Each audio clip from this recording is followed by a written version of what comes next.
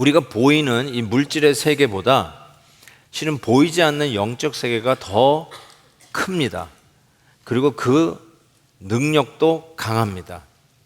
그래서 우리들 성도들이 싸워야 할 싸움은 혈과 육, 즉 눈으로 보이는 이 물질 세계의 싸움인 것 같은데 그 싸움이 아니라 실은 공중권세 잡은 영들과의 싸움이라고 분명히 밝히고 있습니다. 그래서 여러분의 눈에는 안 보인다 할지라도, 그리고 여러분은 그 모든 싸움의 원인이 그 누구 때문이고 그 무엇 때문이고 어떤 시스템 때문이라고 이야기할 수 있지만, 그 배후에는 어마어마한 영적 세계가 있고 그 영적 전투에 여러분이 보든 보지 않든 인정하든 하지 않든 그 전투 속에 있다는 사실을 성경은 계속해서 밝힙니다.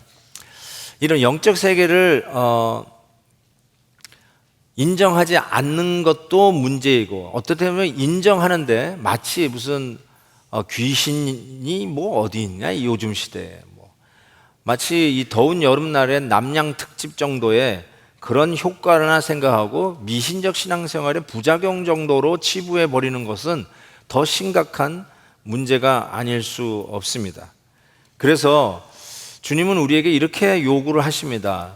우리가 비둘기처럼 순결해야 됨에도 불구하고 또 한 가지 꼭 얘기한 게 있어요. 뱀처럼 지혜로워라 라고 하는 것입니다. 착해지라고 얘기 안 했어요. 성경은 착해지라고 얘기한 적이 없어요. 지혜로우라고 항상 말씀하고 있다는 사실을 기억하셔야 됩니다. 그래서 오늘 본문이 15절부터 읽었는데 14절에 보면 이런 말씀이 있어요. 잠자는 자여 깨어서 죽은 자들 가운데서 일어나라. 뭘 뜻하는가? 영적 어두움을 배경으로 하고 하시는 말씀이에요. 그래서 이런 영적 세계에 어마어마한 전투가 벌어지고 있는 것을 모르고 혹은 별거 아니라고 치부하지 말고, 그건 잠자는 어두움이니까 깨라, 그리고 일어나라, 싸울 준비를 하라는 것이죠.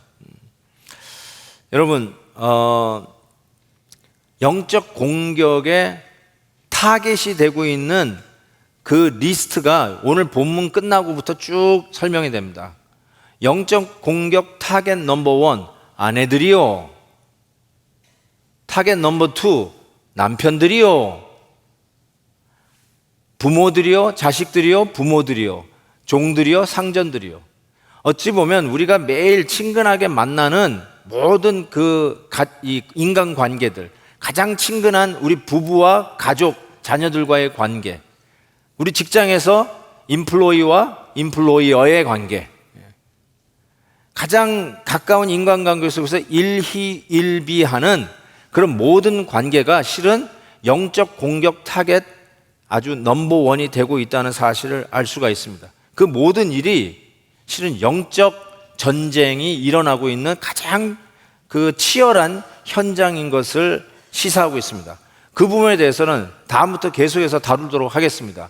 그런데 그 전쟁에 나가기 전에, 그 전투 속에 뛰어 들어가기 전에 우리에게 이 전쟁을 준비하는 임전태세가 아주 중요합니다. 임전태세라는 말을 모르는 분들이 의외로 많더라고요.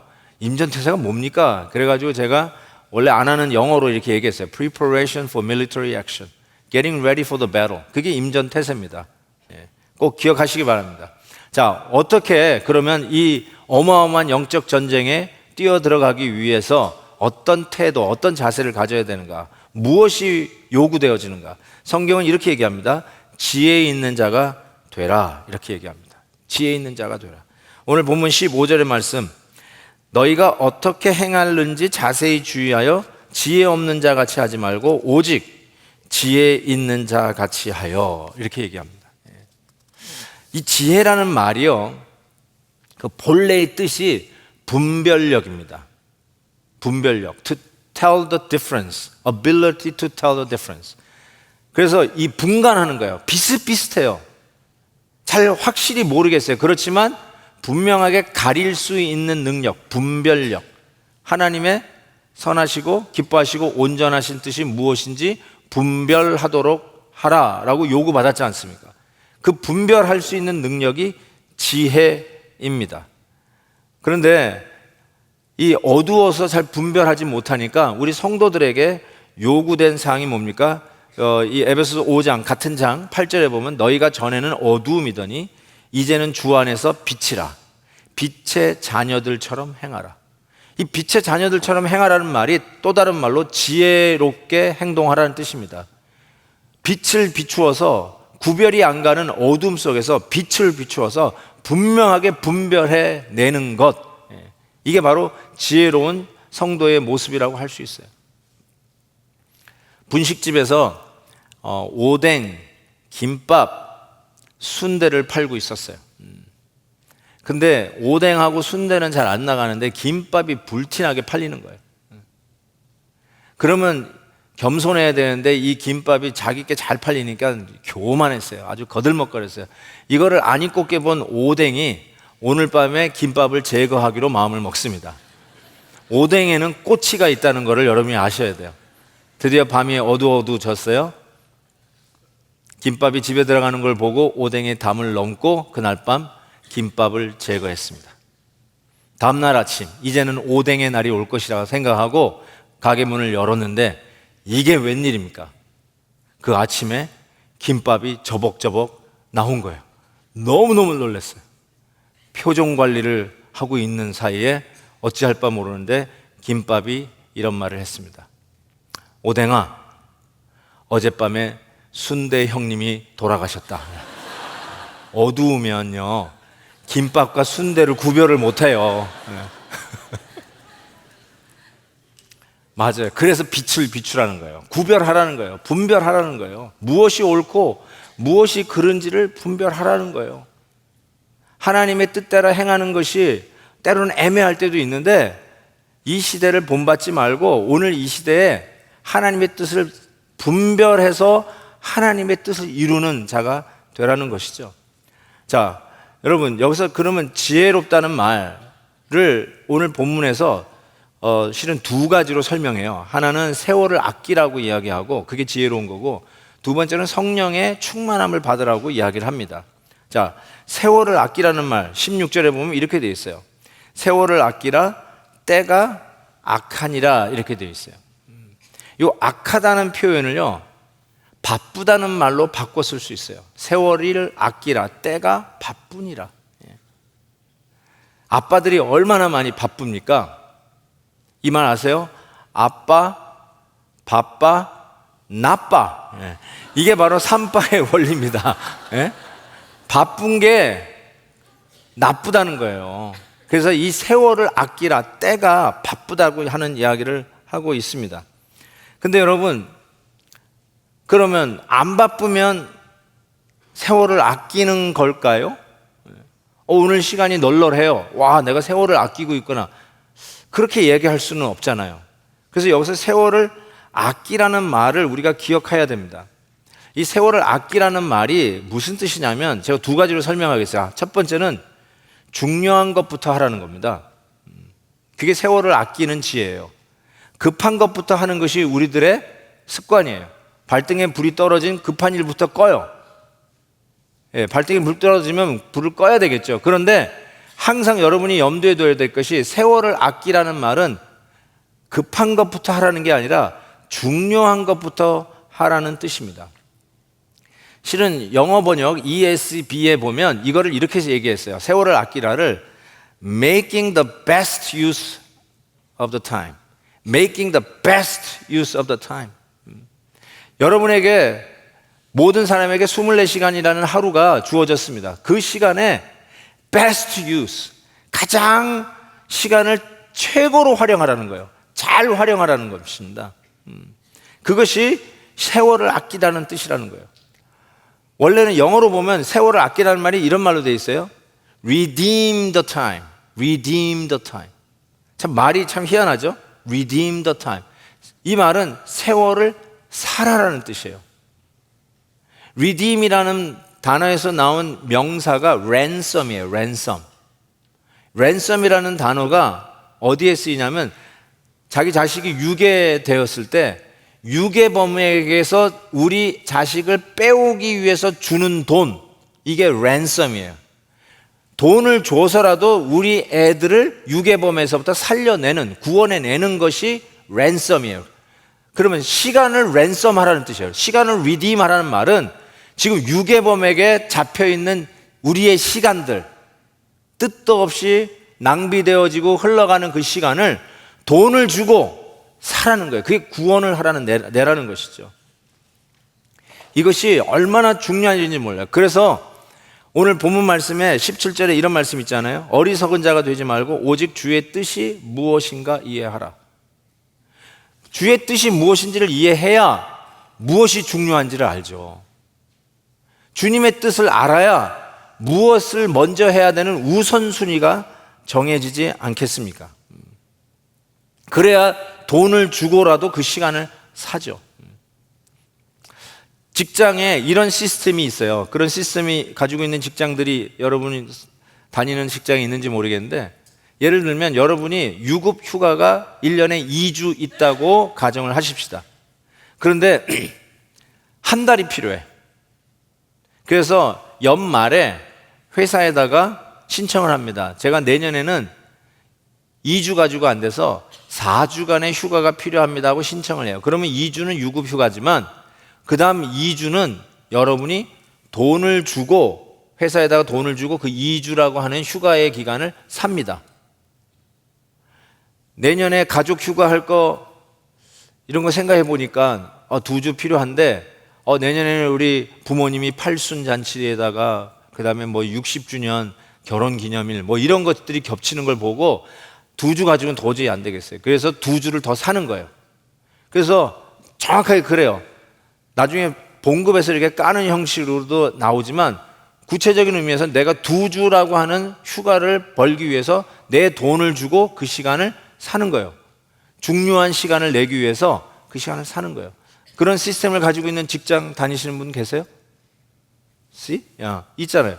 휴가를 돈 주고 사는 거예요. 정확하게 지금 그 의미예요. 세월을 아끼라가 뭐냐면 돈을 주고 주님의 뜻을 이해하고 중요하게 생각하는 것, 너무너무 중요하니까 그것을 하기 위해서 시간을 사서 그 일을 하라는 것이죠.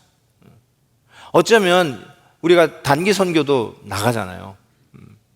우리 일주일씩, 2주일씩 다녀오시는데 직장 생활에서 참 그 휴가 내어서 그 가기가 만만치 않은 거예요. 그래서 어쩌면 자기 자리에 누굴 돈 주고 사놓고 나갈 수도 있잖아요. 자영업 하시는 분들은 자기 가게 문을 닫고 2주씩 나간다는 게 그게 쉬운 일입니까? 그 자체가 돈을 주고 그 시간을 사는 거죠. 하나님이 나에게 깨닫게 해주시고 이거 정말 중요한 일이다. 그래서 그 중요한 일들을 하기 위해서 시간을 돈을 주고 사서 그거를 하라는 것. 이게 뭐냐? 세월을 아끼는 모습이에요. 또 한 가지, 세월을 아끼는 또 한 가지의 적용은 이겁니다. 미루지 말고 오늘 당장 하라는 거예요. 미루지 말고 오늘 하라는 거예요. 이걸 조금 유식하게 표현하면 크로노스의 시간을 카이로스의 시간으로 바꾸라는 것이죠. 여러분 시계 가만히 보면 크로노스라고 써 있어요. 보면 그게 무슨 시간이냐면 여러분이나 저희나 틱택 틱택 틱택, 한국에서는 째깍 째깍 째깍 이렇게 흘러가는 시간이 있어요. 똑같이 흘러가요. 그냥 흘러가는 거예요. 자면서도 흘러가고 밥 먹으면서도 흘러가고 멍 때리고 있을 때도 흘러가고요. 아무 일도 안 해도 흘러가는 시간 똑같이 흘러가요. 그게 크로노스예요. 별 의미 없어요. 그런데 그 별 의미 없는 시간이지만 그거를 의미 있는 시간, 영원히 잊지 못할 추억의 시간, 정말 감격스럽고 보람 있는 카이로스의 시간으로 바꾸라는 겁니다. 그래서 여러분 그런 카이로스의 시간들이 많이 갖고 있는 분은 추억이 많은 거예요. 잊지 못할 시간들, 가족과 함께 여행하면서 나눴던 대화들, 정말 하나님의 나라와 영광을 위해서 선교 현장에서 구슬땀을 흘려가면서 섬기면서 하나님이 주셨던 그 은혜의 시간들, 카이로스예요. 그 시간 돈을 주고라도 중요한 시간인데 그것을 오늘 미루지 않냐고 하는 것, 이게 세월을 아끼는 모습이에요. 어쩌면 여러분이 당장 해야 할 일들이 있을지도 몰라요. 사랑한다는 말 해야 할 필요가 있을지 몰라요. 그거 미루지 말고 오늘 예배 끝나면 당장 전화해서 여러분의 아이들에게, 여러분 부모님들에게 전화해서 사랑합니다 하라는 말이에요. 미루지 말라는 거예요. 저희 교회 3부 예배에, 이게 3부 예배죠. 우리 차인표 집사님하고 신혜라 집사님이 늘 출석하시면서 은혜를 받고 계세요. 근데 제가 누군가 알려줘가지고요, 우리 차인표 집사님이 최근에 그 하나의 연애 프로그램에 나오셨어요. 그래서 그거를 이렇게 보게 되었습니다. 근데 그 연애 프로그램이 뭐냐면 이승기 씨가 군대 제대하고 나서 처음으로 맡은 연애 프로그램이에요. 집사부일체라고 하는 연애 프로그램인데 그 차인표 집사가 나온 게 18회, 19회인가 뭐 그래요. 어쨌든 이야기한 이유는 참고했으니까 한번 보시라고요. 근데 이제 그 프로그램이 이게 소위 사부님 뭐 이렇게 스승으로 모실 만한, 이게 본받을 만한 분들을 찾아다니면서 그분들의 생활 원리, 그분들의 어떤 철학 이런 것들을 이렇게 배우는 거를 그 실제 상황 속에서 이렇게 하는 프로그램이에요. 그러면서 이제 차인표 지사님의 그 여러 가지 원칙 중에 있는데 재밌는 것 중에 하나가 그 이렇게 얼람 클락을 셋업해 놓고 그 얼람이 울리면 무조건 푸시업을 100번씩 한대요. 그 방송에서는 그 다른 사람들이 따라 못하니까 한 50번만 하자고 해가지고 50번씩 하는데 뭐 밥을 먹다가도 얼람이 울리면 무조건 이거 하는 거야. 그 왜 이렇게 몸이 좋은가 그랬더니 진짜로 얼람이면 무슨 일을 하든 간에 그냥 그 자리에서 그냥 계속 푸시업 100번을 한다는 거예요. 그러니까 몸의 건강을 지키는 거예요. 또 하나의 원칙이 뭐냐면 right now의 원칙이에요. right now. 미루지 말고 해야 할 일 오늘 당장 한다는 거예요. right now 원칙. 그러면서 그 이승기 씨에게 물어요. 뭐 오늘 지금 하고 싶은 게 뭐냐? 미루고 있었던 게 뭐냐 그랬더니 제대 후에 자기 외할머니를 아직도 못 찾아뵀다는, 그렇게 정이 많고 사랑을 많이 베풀어 주신 외할머니를 만났는데 못 만났다는 거예요. 그랬더니 차인표 씨, 그거 당장 하라고, 오늘 하자고. 내일 방송이 있는데, 우리 차인표 씨는 그 옹알인가요? 그런 다큐멘트 이런 프로그램들이 있는데 그거 해야 하는데도 하자고, 당장. 그래가지고 뭐 새벽에 일어나가지고 그냥 속초를 향해서 가더라고요. 그게 나와요. 그 속초 가서 외할머니 만나고 오는데 미뤘던 거, 스케줄이 바빠서 안 된다고 생각해서 여태까지 미뤘는데 그걸 하는 거예요. 그냥 중요한 일이고 오늘 미루자고 하는데 제가 보는데도 그 할머니 만나서 손주 만나는 그 사랑의 현장을 이렇게 보는데 마음이 따뜻해지고 흐뭇해지고 행복해지는 것을 볼 수가 있었어요. Right now의 원칙, 이게 뭐냐면은 세월을 아끼는 지혜입니다. 미루지 마세요. 여러분, 가족들이 한번 같이 모여서 식사하기로 한 것, 우리 함께 손에 손을 붙잡고 우리 온 가족이 함께 예배드리자고 한 것들, 이런 거 미루지 마세요. 부모님 찾아뵙는 일들 미루지 마세요. 함께 기도하면서 하나님 앞에 나아가는 일들 미루지 마세요. 또 섬길 수 있는 기회 미루지 마세요. 집사님, 우리 이 일 합시다. 장로님, 우리 정말 이번에 단기 선교 같이 가십시다.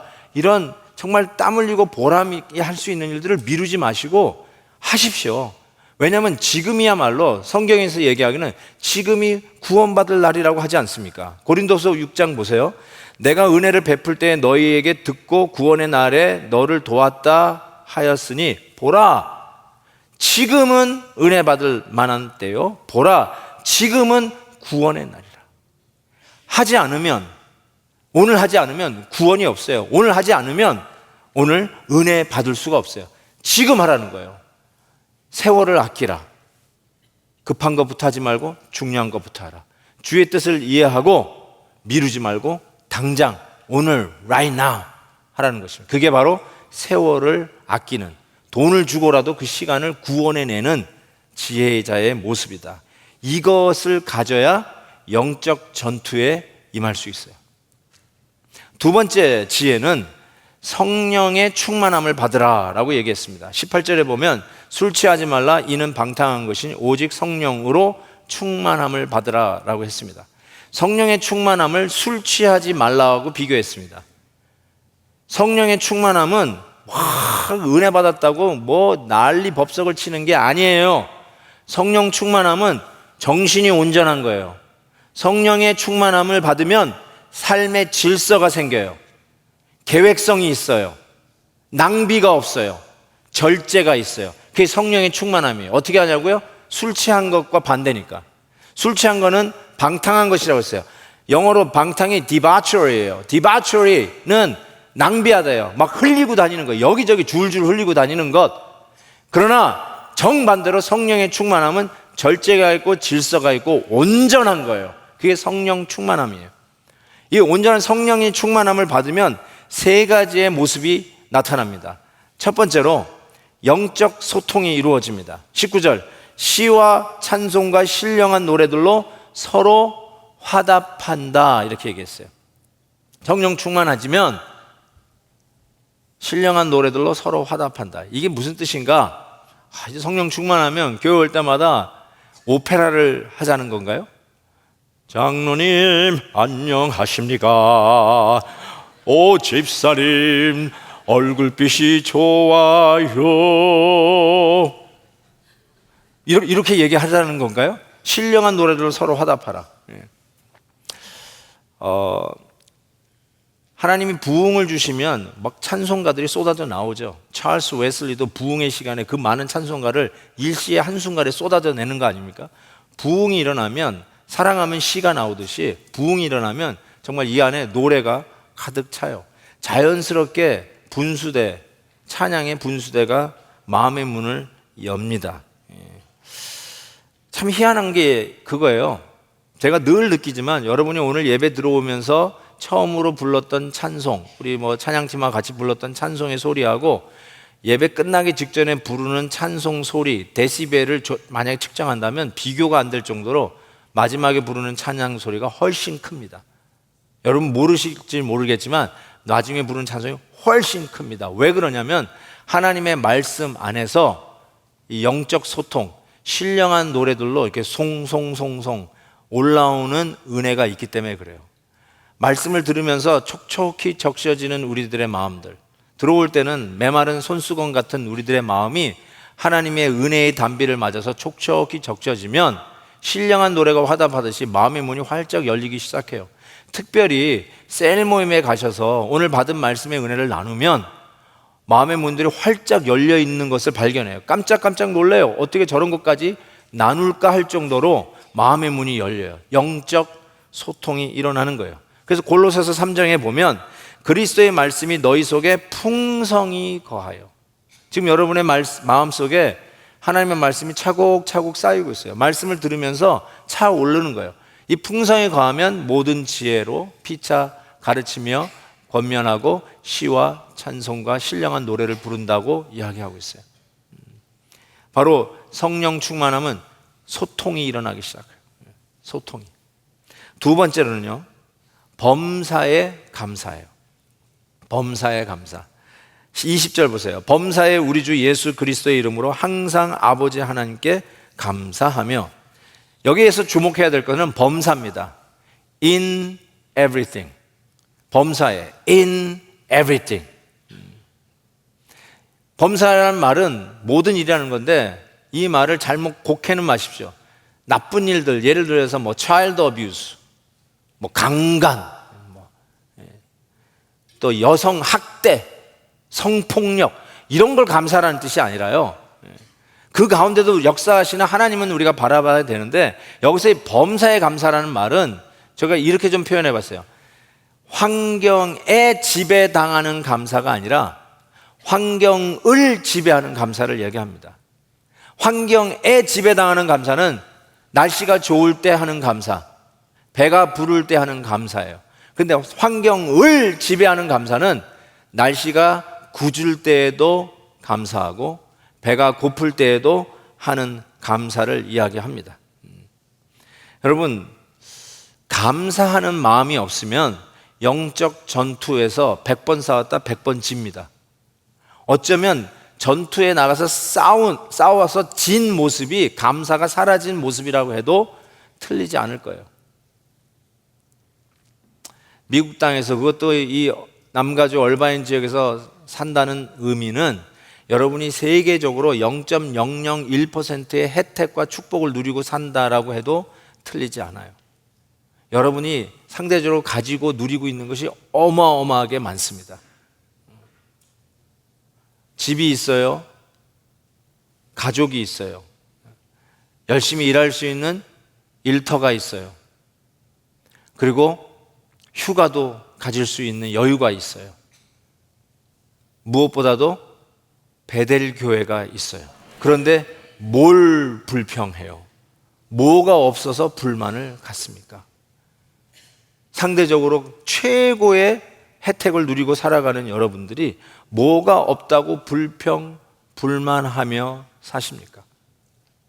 설사 없다 할지라도 환경을 지배하는 감사, 범사에 감사, in everything 하나님 앞에 감사하는 모습, 이게 바로 성령 충만한 모습이고, 바로 이 감사로 우리의 마음이 충만할 때 영적 전쟁에 들어가서 이길 수 있다는 거예요. 이게 인전태세 중에 너무너무나 중요한 모습이에요. 세 번째로 성령 충만하면 오늘 본문이 마지막에 밝히기를 피차 복종이에요. 21절, 그리스도를 경외함으로써 피차 복종하라. 이 원문을 보면요, 헬라어로 보면 18절부터 여기 21절까지 한 문장입니다. 마침표가 찍혀지지 않아요. 한 문장으로 돼 있어요.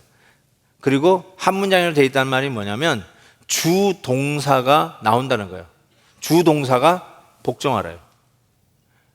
이거를 여태까지 지금 이야기를 하는 이유가 뭐냐면 이 얘기하기 위해서 썼다라고 해도 틀리지 않는 복종하라가 핵심이에요. 복종하라. 이 복종이라는 말이 우리 마음에 자연스러움에 거슬립니다. 그냥 듣는 순간에 싫어요. 온 세포가 완전히 싫다 이렇게 얘기하는 것 같아요. 왜냐하면 우리의 본성과 거슬려요. 복종? 왜? 내가? 뭐 때문에? 이 복종이라는 말은 그런 의미에서 어떤 영적인 성숙이 없으면 결단코 할 수 없는 게 복종입니다. 겸손하지 않으면 할 수 없는 게 복종입니다. 반대로 복종을 못하는 이유는 교만하기 때문에 그렇습니다. 빌립보서 2장에 이런 말씀이 있어요. 아무 일에든지 다툼이나 허영으로 하지 말고 오직 겸손한 마음으로 각각 자기보다 남을 낮게, better, 낮게 여기라고 그랬어요. 남을 나보다 낮게 여겨야 복종, 순종을 할 수가 있어요. 내가 더 훨씬 난데 내가 왜 저 사람 말을 들어야 돼? 내가 더 경력이 있고 내가 더 경험이 많은데 왜 내가 저 사람 말을 따라가야 돼? 그러니까 남을 나보다 더 낮게, lower가 아니라 better 여기지 않으면, 그런 영적 성숙이 없으면 복종 자체가 안 돼요. 순종 자체가 안 돼요. 고린도후서 4장 5절에 이런 말씀이 있어요. 우리는 우리를 전파하는 것이 아니라 오직 그리스도 예수의 주 되신 것과 또 예수를 위하여 우리가 너희의 종된 것을 전파함이라. 그럼 우리가 사는 이유를 얘기하는 거죠. 단순히 복음 전도자뿐만 아니라 우리는 뭐냐면 예수를 높이는 자들이죠. 예수 그리스도를 높이는 자. 우리를 피하라는 자들이 아니라, 우리가 남보다 낫다는 걸 증명하려고 애쓰는 자들이 아니라, 우리의 삶이 뭐냐? 예수 그리스도를 높이는 것이죠. 주님이 높아진다면 난 낮아져도 괜찮고, 좀 오해를 받아가지고 좀 억울한 일을 당해도 우리 주님이 높아지는 것이라면 I'm okay 하고 넉넉히 넘어갈 수 있는 영적 성숙, 바로 이 영적 성숙이 있어야 겸손하고요, 겸손해야 비로소 복종을 할 수 있어요. 여러분, 사람의 말도 그런데 하나님은 어떻고요? 때로는 여러분이 그렇게 의도적으로 생각하실지는 안 하실지는 모르지만 왜 하나님의 말씀을 어기십니까? 왜 순종하지 않나요? 왜 하나님의 말씀에 복종하지 않나요? 여러분 스스로 생각하기를 내가 이 상황에는 하나님의 말씀보다 더 현명하고 더 나은 판단을 하고 있기 때문에 말씀을 어기고 자기 생각을 따라가는 거예요. 거짓말하지 말라, 하나님의 말씀인데 이 순간은 거짓말을 해야 내가 더 낫고 더 잘 나갈 수 있다고 하니까 그냥 하나님의 말씀을 어기고 복종 안 하고 거짓말하는 거 아닙니까? 그게 우리 여기서 일어나고 있는 정신작용 아닌가요? 왜 우리가 복종을 못하느냐?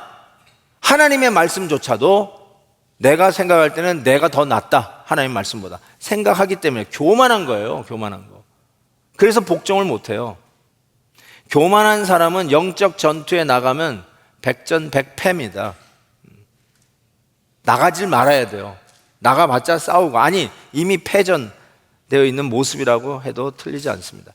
여러분, 이 복종의 열쇠는, 복종할 수 있는 키는 그리스도를 향한 우리의 마음의 성숙에 달려 있어요. 왜냐하면 오늘 본문이 이렇게 얘기했어요. 그리스도를 경외함으로 피차 복종하라. 너의 신분을 생각하고 체면 때문에 복종해 줘라가 아니에요. 네가 그래도 공부를 많이 한 사람이니까 그것으로 복종하라, 이게 아니에요. 뭐요? 그리스도를 경외함으로 피차 복종하라. 복종은 그리스도를 경외하는 그 성숙에 달려 있어요. 그 영적 깊이에 달려 있어요. 아주 영적인 거예요. 내가 상대적으로 나보다 공부 많이 하고 출세하고 힘이 많은 사람 앞에서 굽신거리는 거 말고요. 내가 왜 복종할 수 있는가? 내가 왜 순종할 수 있는가? 그리스도를 향한 경외심의 성숙도에 달려 있다는 것이에요. 가장 좋은 예는 예수님의 복종입니다. 하나님과 본체이신 예수님께서 완전히 벗겨지시고 정말 부끄럽게 짝이 없이 온전히 벗겨지셔서 십자가에 죽기까지 복종하셨던 모습이에요. 그 주님께서 냄새나는 더러운 제자들의 발을 씻기십니다. 내 인격으로는요, 복종할 수 없어요. 여러분이 무슨 인격의 연말을 받으셨는지 모르겠지만 여러분이 아무리 스스로 갈고 닦는 인격의 결정체가 있다 할지라도 여러분 절대로 그리스도를 경외하는 마음이 없으면 복종할 수가 없습니다. 오늘 우리가 복종할 수 있는 유일한 동기는 우리를 위하여 오셔서 발을 씻기시고 우리를 위하여 죽기까지 복종하시며 십자가 지신 예수 그리스도를 경외하며 바라보는 것이 오늘 성령 충만함의 모습, 복종할 수 있는 비결이라고 믿습니다. 이것이야말로 여러분 영적 파괴의 질서, 세속의 이 질서에서 하나님의 창조의 질서, 세우는 질서, 성령 충만한 온전한 질서로 회복하는 비결이라고 믿습니다. 전 한동대학 총장님을 역을 지나셨던 김영길 총장님께서 신트로피 드라마라고 하는 책을 쓰셨습니다. 신트로피, S-Y-N 트로피. 이 신트로피는 엔트로피의 반대말이라고 할 수 있어요. 엔트로피는 여러분도 알다시피 연력학 제2법칙에 따라서 이 물질의 세계는 그냥 놔두면 무질서, 엔트로피, 무질서의 정도가 증가하게 되어 있습니다. 여러분의 뒷마당에 가든, 정원을 그냥 놔두시면 그대로 있는 게 아니라 엉망이 되어가는 것을 볼 수 있을 것입니다. 가꾸지 않으면 무질서가 증폭하게 되어 있습니다. 엔트로피가 증가하게 되어 있어요. 여러분, 집도 그냥 청소하지 않으면, 그냥 놔두면 그냥 있을 것 같죠? 아니요. 먼지도 쌓일 뿐만 아니라 그냥 놔두면 사람이 안 사는 집 흉가가 되듯이 무질서가 늘어납니다. 엔트로피가 증가하게 되어 있어요. 우리 몸도 그래요. 우리의 몸도 가만히 놔둬보세요. 어떻게 될까요? 몸이 무질서해집니다. 주로 이 허리와 목 쪽으로 무질서해집니다. 그 몸을 가꾸셔야 돼요. 가꾸셔야 엔트로피를 줄일 수 있어요. 예, 맞아요. 사돈 낱말합니다. 저도 열심히 몸을 좀 가꿔야 되는데 운동을 하지 않으면 몸이 망가져요. 무질서가 증가해요. 근데 여기에 반대되는 말이 신트로피예요. 신트로피가 뭐냐면 누구든지 그리스도 예수 안에 있으면 새로운 피조물이라. 이전 것, 엔트로피 증가하는 이전 것은 지나갔으니 보라, 신트로피, 새 것이 되었도다. 그 뜻이에요. 그냥 썩어질 물이 아니라 물에서 포도주가 만들어지는 어마어마한 신트로피가 우리의 삶 속에 작용하기 시작한다는 거예요. 가정이 깨어지고 인간관계가 깨어지고 우리의 건강이 무너져 내리는 이 엔트로피가 증가되어지는 이 세속적 시간에, 영적 전투가 험악하게 일어나는 이 시간에 우리가 넉넉하게 이 싸움을 싸고 이길 수 있는 비결이 뭐냐? 임전태세, 이 전쟁을 제대로 준비하되 예수 그리스도의 복종 십자가를 바라보면서 엔트로피의 세상에서 하나님의 창조의 질서로 우리의 가정을 다시 건설해가고 우리의 일터를 다시 건설해가고 망가졌던 부모와 자식 간의 관계, 형제 간의 관계를 다시 빌드업, 세워가는 신트로피, 하나님의 창조의 질서를 세워갈 때 우리는 넉넉히 이 영적 전쟁에서 승리할 수 있으리라고 믿습니다. 사랑하는 성도 여러분, 영적 전투가 우리 앞에 놓여져 있습니다. 몰래 우리 가정에 스며들어와서 가정을 허무는 사탄과 악한 영들과 싸워야 합니다. 몰래 우리의 교회 생활에 기어들어와서 순간의 오해와 섭섭함으로 신앙생활까지 집어던지고 주님 섬기는 이 기쁨과 감사와 멋, 재미, 로망도 아예 꿈도 꾸지 아니하고 이거는 쓸데없는 일이야 하면서 싸움도 해보기도 전에 이미 패배를 선언하는 성도들의 모습이 얼마나 많이 있습니까? 누구 때문이라고요? 그 사람 때문에 여러분이 그 모양이라고요? 우리 교회 주차장이 문제라고요? 식당에서 줄 서는 게 문제라고요? 그래서 여러분께서 시험에 들으셨다고요? 아니요! 아니요! 혈과 육의 싸움이 아니에요. 여러분의 신앙을 무너뜨리고 여러분의 가정에 담을 헐고 여러분의 하나님 앞에서 멋지게 가장 중요한 것, 돈 주고 시간을 사서라도 세월을 구원해내면서까지라도 보람 있는 카이로스의 시간을 만들 이것을 허물고 있는 이 사탄과의 싸움인 것을 기억하셔야 돼요. 그냥 넘어가지 마세요. 눈을 뜨세요. 깨세요. 일어나세요. 그리고 확실하게 임전태세를 갖추시고 필승을 향해서 달려가십시다. 지혜롭고 성령 충만한 베델의 성도 되시기를 주의 이름으로 축원합니다. 기도하겠습니다. 오늘 말씀을 들으셨는데요, 한두 개라도 마음에 딱 걸리는 게 있으셨으면 그거 하나님이 여러분을 향해서 말씀하신 거라고 저는 생각합니다. 그 말씀을 그냥 한 귀로 듣고 흘리지 마시고 오늘 기도하면서 결단했으면 좋겠습니다. 하나님, 오늘 이 부분에 있어서 제가 세월을 아끼지 못하고 낭비했던 것 같습니다. 깨달은 대로 하나님 앞에 고백하십시오. 그리고 하나님 앞에 소원을 아뢰세요. 세월을 아끼겠습니다. 이렇게 아끼겠습니다. 중요한 것을 내가 손을 놓고 있었네요. 때가 아니라고 미루고 있었네요. 그런 거 있으시면 당장 실천할 것을 주님 앞에 고백하십시오. 더 나아가서 성령 충만해야 이 영적 싸움에서 이길 수 있어요. 감사가 있는지요? 피차 복종하는 게 있는지요? 나는 교만해서 지금 못하고 있는 건 아닌지요? 너무 눈으로 보는 것만 가지고 내가 시험 들고 넘어지고 이 모양 이 꼴로 있는데 하나님, 영적 싸움이 있다는 걸 내가 깜빡 잊었습니다. 내가 투병하는 것이 이게 영적 싸움이죠. 나를 섭섭하게 하는 그 사건이 그 사람 잘못 가려내는 싸움이 아니라 이게 영적 싸움이군요. 내 신앙을 좀먹고 있는 악한 영들과의 싸워야 하는 싸움이었군요. 깨어 일어나서 필승을 다짐하면서 임전태세를 갖추는 그런 시간이 되었으면 좋겠습니다. 오늘 잠시 내 목소리가 내 귀에 들리게, 내 귀에 들려야 이게 입력이 되는 것 같아요. 이 시간만큼은 내 목소리를 하나님, 이래서 잘못했습니다, 이렇게 하도록 도와주세요 하는 마음으로 여러분 목소리가 여러분의 귀에 들릴 정도로 우리 같이 합심해서 한 목소리를 기도하겠습니다. 하나님 아버지, 정말로 이 시간에 주님의 은혜를